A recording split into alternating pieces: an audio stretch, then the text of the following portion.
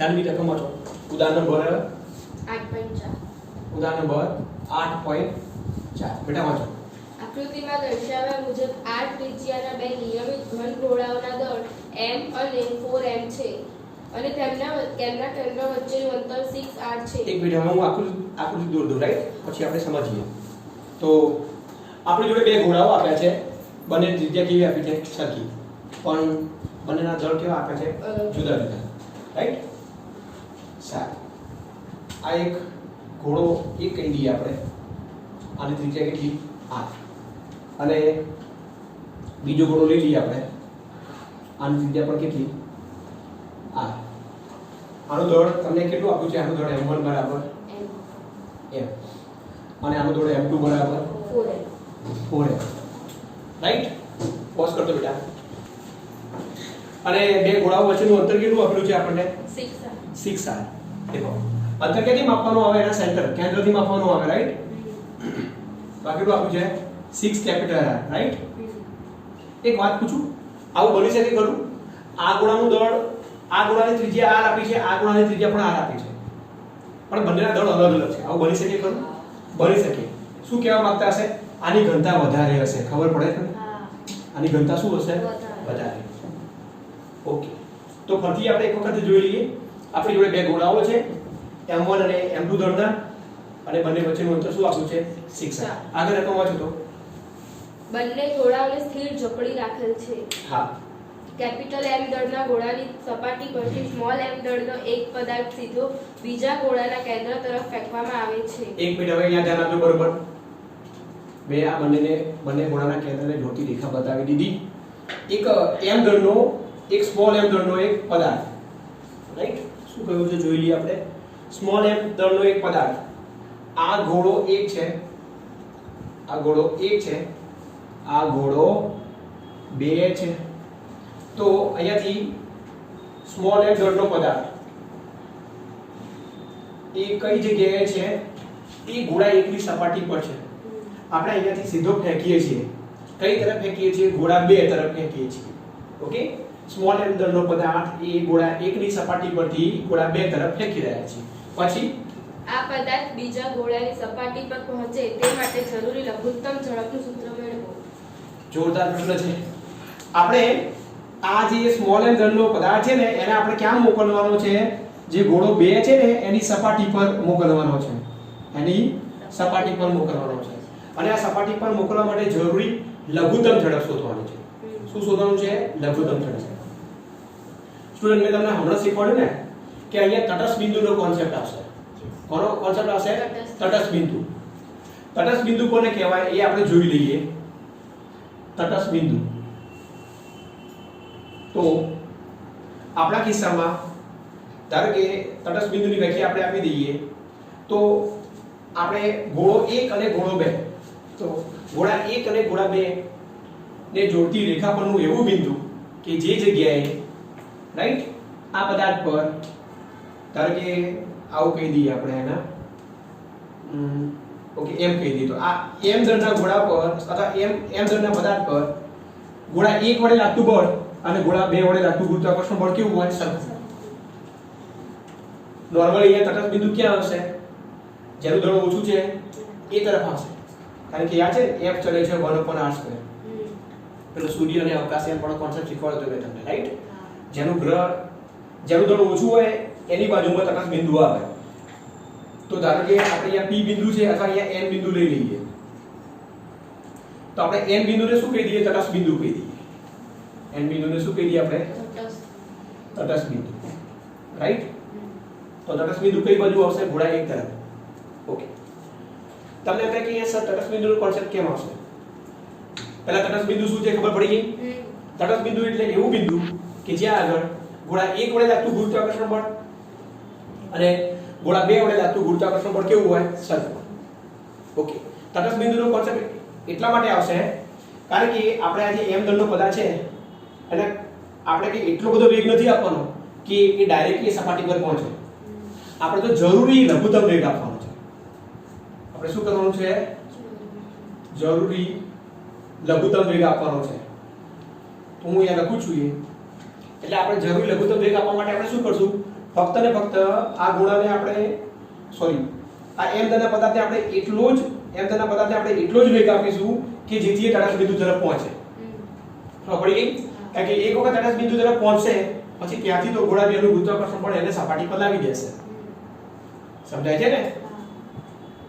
કોઈ એલિયન હોય એને પૃથ્વી પર આવવું હોય તો એને ડાયરેક્ટ પૃથ્વી પર આવવા માટે એની ઊર્જા ના જોઈએ, ખાલી પૃથ્વીના ગુરુત્વાકર્ષણમાં આવી જાય પછી ત્યાંથી તો નીચે આવી શકે કે નહીં? એને તો પૃથ્વીનું ગુરુત્વાકર્ષણ નીચે આવવાનું ને. સમજાય ને? આ પેન છે એ હું અહીંયાથી છોડી દઉં તો કેમ આવે છે? પૃથ્વીના ગુરુત્વાકર્ષણને કારણે આવે છે. તો આ કોન્સેપ્ટ બરોબર સમજી લેજો. અહીં ગોળા એકની સપાટી પરથી m દળના પદાર્થને ગોળા બેની સપાટી પર પહોંચાડવા માટે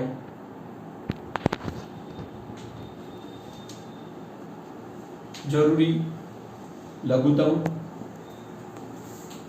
વેગ માટે આપેલ પદાર્થને તટસ્થ બિંદુએ પહોંચે એટલો જ વેગ જરૂરી. એક મિનિટ આ લખ્યું એ થોડા શબ્દો રચના જોઈ લઈએ એક વખત. રાઈટ? શું લખ્યું આપણે? કે અહીં તમે ના લખો તો ચાલે પણ તમે હું આ લખું છું એટલે યાદ રહે એટલા માટે, બાકી લખવાની જરૂર નથી. તમને યાદ રહે એટલા માટે તમારે ખાલી એટલું યાદ રાખવાનું કે તટસ્થ બિંદુનો કોન્સેપ્ટ આવી રહ્યો છે. રાઈટ? અહીં ગોળા એકની સપાટી પરથી m ધનના પદાર્થને ગોળા બેની સપાટી પર પહોંચવા માટે બરાબર જરૂરી લઘુત્તમ વેગ માટે આપેલ પદાર્થને ક્યાં પહોંચાડવામાં આવે? તટસ્થ બિંદુએ પહોંચે એટલો જ વેગ જરૂરી. ક્લિયર? ઓકે, હવે દાખલો ગણીએ આપણે શાંતિથી ફટાફટ. ગણતરી તમારે કરવાની છે. રાઈટ? હું તમને કોન્સેપ્ટ આપી દઉં. તો સૌથી પહેલું સ્ટેપ કયું હશે? તટસ્થ બિંદુની ગણતરી. બરાબર બાળકો? તો જલ્દી આપણે તટસ્થ બિંદુ શોધી લઈએ. 2 મિનિટ 3 મિનિટમાં દાખલો પૂરો કરવો છે. મારે એમાં ટાઈમ નથી બગાડવાનો. ગણતરીમાં ટાઈમ નથી બગાડવાનો આપણે. ઓકે, તો સ્ટેપ નંબર 1 શું આવ્યું? સ્ટેપ નંબર 1 ચલો ફટાફટ. તટસ્થ બિંદુની ગણતરી. આ સ્ટેપ શું આવે બોલો? તટસ્થ બિંદુની ગણતરી. તો બાળકો ધારો કે તટસ્થ બિંદુ ગોળા એકના કેન્દ્રથી x અંતરે છે. બાળકો કેટલા અંતરે? x અંતરે. ધારો કે x અંતરે છે. તમારે લખવાનું, હું લખતો નથી. તો બાળકો આ અંતર કેટલું થવાનું બોલો? 6r - x થવાનું કે નહીં થવાનું? થવાનું. રાઈટ? આ તટસ્થ બિંદુ x અંતરે હોય તો તટસ્થ બિંદુનો અલગથી પણ દાખલો બની શકે. અલગથી MCQ પણ બની શકે. ધારો કે તટસ્થ બિંદુ ગોળા એકના કેન્દ્રથી x અંતરે છે. બોલો આથી ગોળા બેના કેન્દ્રથી કેટલા અંતરે થાય? આ બધું લખવાની જરૂર નથી. Yes, very good. 6r - x અંતરે થશે. અને તટસ્થ બિંદુનો કોન્સેપ્ટ શું હતો? ગોળા 1 વડે n બિંદુ આગળ લાગતું ગુરુત્વાકર્ષણ બળ બરાબર ગોળા 2 વડે. રાઈટ? ગોળા 1 નું ગુરુત્વાકર્ષણ બળ બરાબર સમજી શકો ને? ગોળા 2 નું ગુરુત્વાકર્ષણ બળ બરાબર. ચલો ફટાફટ જલ્દી આના વડે આના પર લાગતું બળ. અહીં આપણે m દળનો પદાર્થ લઈ જઈએ. રાઈટ? ઓકે, તો શું આવવાનું બોલો? આવું આવવાનું ને? g m1m/x². બરાબર ડાયરેક્ટ લખ્યું g m1m/x². અને અહીંયા લઈ લઈએ તો આપણે તો શું આવશે? આ g m2m/m શું આવ્યું? 6r - x². ડન ના? હા, ચલો સાદુરૂપ આપી દો. g કેન્સલ થઈ ગયો અહીંયાથી. m કેન્સલ થઈ ગયો. m1 ની કિંમત કેટલી છે? m. તો m/x² હા આ કેટલું છે? 4m. 4m/6r - x². x મળશે હો જો તો આપણે. ઓકે, તો આવું કરી નાખીએ આપણે. 6r - x². therefore therefore બોલો 6r - x નો સ્ક્વેર upon x સ્ક્વેર બરોબર is equal to 4 આવ્યો is equal to 4 આવ્યો આ therefore વર્ગમૂળ લઈ લઈએ તો 6r - x એક મિનિટ આઉટ કરી નાખીએ આપણે નો square equal to 4x square થયો આ ઓકે આનું સાદુરૂપ આપો તમે અને આનો મને x શોધીને આપો બરોબર એક તો 6r - x બરાબર ±2x થયો આ હા ±2x થયો ને તો આવું થયું જુઓ 6r - x તમે ડાયરેક્ટ કરી શકો છો 2x અથવા 6r - x બરાબર -2x બરોબર તો આ થયો 3x બરાબર 6r બરોબર તો x બરાબર કેટલો થયો આ 2r થયો x બરાબર કેટલો થયો આ 2r થયો બોલો કેટલો થયો 2r અને અહીંયાથી સાદુરૂપ આપો x બરાબર થશે બોલો કેટલો થશે -x બરાબર 6r થયો તો x બરાબર -6r આ પોસિબલ નથી રાઈટ તો કયો આન્સર પોસિબલ છે આ કારણ કે આપણે આ તરફ જઈ રહ્યા છીએ બરોબર બોલો કયો આન્સર પોસિબલ છે x બરાબર 2r તો બાળકો તટસ્થ બિંદુ કેટલા અંતરે મળ્યું તટસ્થ બિંદુ 2r અંતરે મળ્યું ક્યાંથી ગોળા 1 થી તો આ 2r અંતર થઈ ગયું તો આ કેટલું થઈ ગયું 4r થયું કે નહીં યસ યા નો યસ પોઝ કર દો બેટા સ્ટાર્ટ હવે દેખો આપણને તટસ્થ બિંદુ મળી ગયો તો મેં થોડો સમય વધારી દીધો તમને સમજાવવા માટે પણ વચ્ચે તમને તટસ્થ બિંદુનો પણ કોન્સેપ્ટ આવી ગયો ઓકે હવે આપણો લાસ્ટ પોઈન્ટ રહ્યો મતલબ આપણો દાખલો હવે શરૂ થયો એમ કહીએ તો ચાલે એટલે આપણે શું કરવાનું છે એક્ચ્યુઅલીમાં ગોળા 1 ની સપાટી પર રહેલા એમના પદાર્થને આપણે ગોળા 2 પર મોકલવાનો છે બરાબર પણ રિયાલિટીમાં આપણે શું કરશું તટસ્થ બિંદુ તરફ મોકલીશું એટલે હવે હું ઊર્જા સંરક્ષણના નિયમથી દાખલો ગણાવી રહ્યો છું ક્લિયર દાખલો કેવી રીતે ગણાવી રહ્યો છું ઊર્જા સંરક્ષણના નિયમથી બરાબર ને તો દેખો ઓકે તો પ્રશ્ન એક વખત ફટાફટ ફરીથી જોઈ લઈએ હા આ ત્રિજ્યાનો m1 બરાબર m દળનો ગોળો અને બીજો પણ r જ સમજજો અરે પહેલા દોરીથી આકૃતિ બરોબર દોરી કઈ વાંધો નહીં ગોળો થોડો મોટો થઈ ગયો છે સમજી લેજો ત્રિજ્યા સરખી બરાબર ટાઈમ નથી બગાડો હા આ ત્રિજ્યાનો તો m2 બરાબર કેટલા થયા m2 બરાબર 4m થયો બાળકો બંને વચ્ચેનું ટોટલ અંતર કેટલું 6r ઉપર લખીએ બંને વચ્ચેનું અંતર ટોટલ અંતર કેટલું 6r ધ્યાન આપજો મજા આવશે હવે દાખલો શરૂ થયા છે હવે હું આજે આ દાખલો ગણાવી રહ્યો છું સુપર દાખલો છે જીડબલ્યુ નીટમાં વારે ડગલે પગલે સ્વાધ્યાયના બધા મોટા ભાગના દાખલાઓ આના જ છે 7 થી 8 દાખલાઓ સ્વાધ્યાયના આના છે ઊર્જાની ગણતરી કરવા વાળા બધા દાખલાઓ આવા છે એક દાખલો જોરદાર જોઈ લો રાઈટ તટસ્થ બિંદુ ક્યાં આવ્યો અહીંયા આવ્યો કેટલા અંતરે છે આ 2r અંતરે છે 2r અંતરે છે ને તો આ અંતર કેટલું થવાનું 4r થવાનું શું કહું છું હવે આપણે m1 કેપિટલ M દળના ગોળાની સપાટી પરથી સ્મોલ m નો દળનો ગોળો છે ને એને આપણે એટલા વેગથી ફેંકવાનો કે જેથી એ n બિંદુ આગળ પહોંચી જાય ડોન્ટ વરી નિષ્ક્રમણ વેગ વાળી થિયરી ભણાવી હતી ને એના જેવી થિયરી છે નિષ્ક્રમણ વેગમાં શું કરતું સપાટી 1 જોડે આપણે ગતિ ઊર્જા સ્થિતિ ઊર્જા શોધી હતી અને અનંત અંતરે ગતિ ઊર્જા સ્થિતિ ઊર્જા શોધી હતી અને પછી આપણે ઊર્જા સંરક્ષણના નિયમનો ઉપયોગ કર્યો હતો મોટા ભાગના દાખલાઓ આવી રીતે જ ગણવાના આવે રાઈટ તો આપણે શું કરીએ છીએ ઊર્જા સંરક્ષણના નિયમનો ઉપયોગ કરીએ છીએ ઊર્જા સંરક્ષણનો નિયમ રાઈટ બાળકો એવું હતું મને એ બિંદુ નામ આપી દો નામ શું આપ્યું એ બિંદુ તો જોઈ લેજો આકૃતિ પરથી કે એ બિંદુએ કુલ ઊર્જા પદાર્થની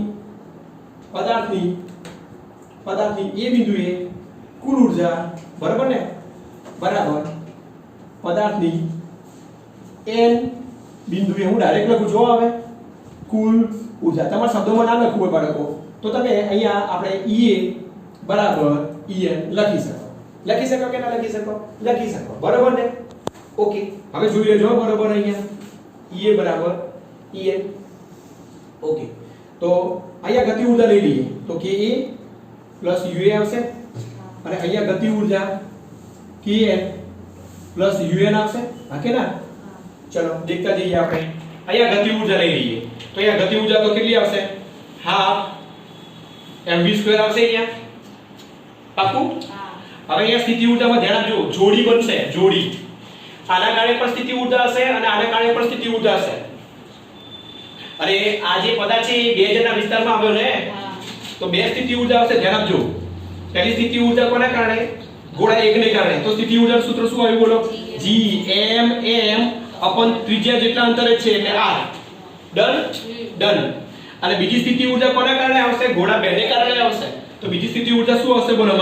ડાયરેક્ટ ગોળાનો દળ મૂકી દઉં છું. 4m અપન અંતર કેટલું કહેવાય બેટા? અહીંયાથી અંતર લેવાનું, અહીંયાથી. તો 5r થશે. પડી ખબર? હા. અને આપણે એને ક્યાં સુધી મોકલવાનો છે? n સુધી જ મોકલવાનો છે. તો n બિંદુ આગળની ગતિ ઊર્જા કેટલી રાખવાની? 0 રાખવાની બાળકો. કારણ કે પછી તટસ્થ બિંદુ આગળ, તટસ્થ બિંદુ કોને કહેવાય? કે જ્યાં ગતિ ઊર્જા શું હોય? શૂન્ય હોય. પછી ત્યાંથી આગળ નીકળી જવાનું. પૂરા સમજણ પ્રોજેક્ટ નહીં? તો આની ગતિ ઊર્જા કેટલી આવી? 0. જોડલા દાખલો છે ને? ઓકે. હવે સ્થિતિ ઊર્જા લઈ લઈએ બાળકો. આપણે અહીંયા સ્થિતિ ઊર્જા લઈ લઈએ. કોની કોની સ્થિતિ ઊર્જા લેવાની? n બિંદુએ. તો n બિંદુએ ગોળા 1 ની સ્થિતિ ઊર્જા લેવાની, ગોળા 2 ની સ્થિતિ ઊર્જા લેવાની. થોડું ઝડપ કરી રહ્યો છું. સ્થિતિ ઊર્જા એટલે યુગ્મ બન્યું ખબર પડે કે નહીં? તો આના કારણે અંતર કેટલું આવવાનું મારા બાળકો? 2r આવવાનું. 2r. અને પેલાનું અંતર 4r આવવાનું. સમજણ પડી રહી છે કે નહીં? સમજણ પડી રહી છે ને? પાક્કું? હા. એક કામ કરું, ફટાફટ આ સ્ટેપ છે ને, જગ્યા નથી ને, ફટાફટ ફરતી શીખવાડું તમને. જો મજા આવી જશે તમને. રાઈટ? 1 મિનિટ થશે તો દૂરથી લખવાનું થાય. અહીંયા ગતિ ઊર્જા કેટલી હતી દેખો? 1/2mv². અહીંયા સ્થિતિ ઊર્જા કેટલી હતી? અહીંયા પહેલા ગોળાને કારણે બોલો બાળકો. -gm1 એટલે m1 એટલે m. -gm m/r. ડન? અને પહેલાની સ્થિતિ ઊર્જા કેટલી થઈ બોલો? -g 4m હતા. 4m very good. ચલો આની ગતિ ઊર્જા 0 પ્લસ, ચલો અહીંયા લઈ લઈએ આપણે. તો આનું શું આવ્યું? -gm m very good 2r plus -gm 4m m/4r. વાવ. તો આવું જ આવશે તમારા નીટ અને જીવી ને. આ બધા પ્રશ્નો બને ને, બહુ જ પ્રશ્નો બને દર વખતે. આવા લસા લેવાના આવે. મજા કરો, મજા આવે છે. મજા કરી આપો, મજા પડે. આ બધું કોમન નીકળે. ખાલી r ના સંબંધો રાખવાના, ગભરાતા નહીં. 1/2mv² રાખીશું આપણે. ચલો ફટાફટ. કોઈએ કશું કર્યું ખરું? આનું શું થયું? પેલાનું શું થયું? આનું શું થયું?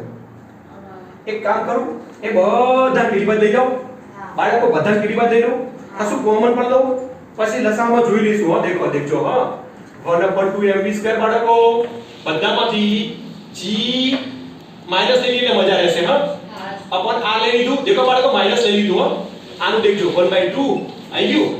પછી આ વાળાનું પ્લસ 1/4. બરોબર ને? આ વાળું પેલી બાજુ જશે એટલે માઈનસ નીકળી ગયું એટલે માઈનસ નો પ્લસ જ રહેશે. ખબર પડી? એટલે 1 જ છે આવ્યું. બરોબર બાળકો? 4/5 અહીંયા માઈનસ રહેશે. આ બંને કેવા રહેશે? માઈનસ. લસા લઈને મને આપો તો. લસા લઈને આપો તો આ કેટલું આવ્યું? -3/5 આવ્યું. જોયું? -3/5 આવ્યું બેટા. -3/5 માઈનસ આવ્યું.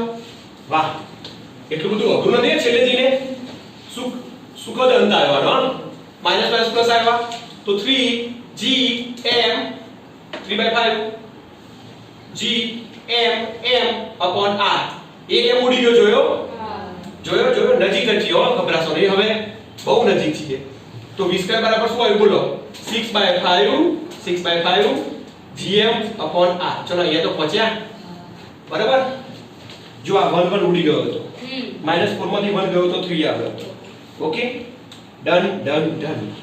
પાછું આ એક ચોપડીમાં થોડું કંઈક ભૂલ થઈ રહી છે. આ લોકોને 3/5 કેમ આવ્યો? આપણો 6/5 આવી રહ્યો છે. પોઝ કરજો બેટા. આપણે અહીંયા ભૂલ છે. 1 મિનિટ ઉતાવળ ના કરશો. અહીંથી સાદું ફરતી આપીએ. અહીંથી સાદું ફરતી આપીએ આપણે. ઓકે, અહીંથી સાદું. એક્ચ્યુઅલી શું માત્ર જગ્યા નથી ને એટલા પ્રોબ્લેમ થઈ રહ્યો છે. અહીંયા આપો બેટા. અહીંયા તો જોઈ લેજે. અહીંયા દેખ બેટા. therefore 1/2mv². બરોબર? આ શું આવ્યું? -gme m/r. ડન? હા, ડન. ક્યાંથી જગ્યા લાવી? ઓકે, હવે જુઓ આ 1 તો ગયો ને. હવે કરો તો 1/2 - 4/5 આનું કરો તો લસા શું આવે આનો લસા 10 આવે આનો લસા હા તો કેટલું આવે આ ઉપર જઈને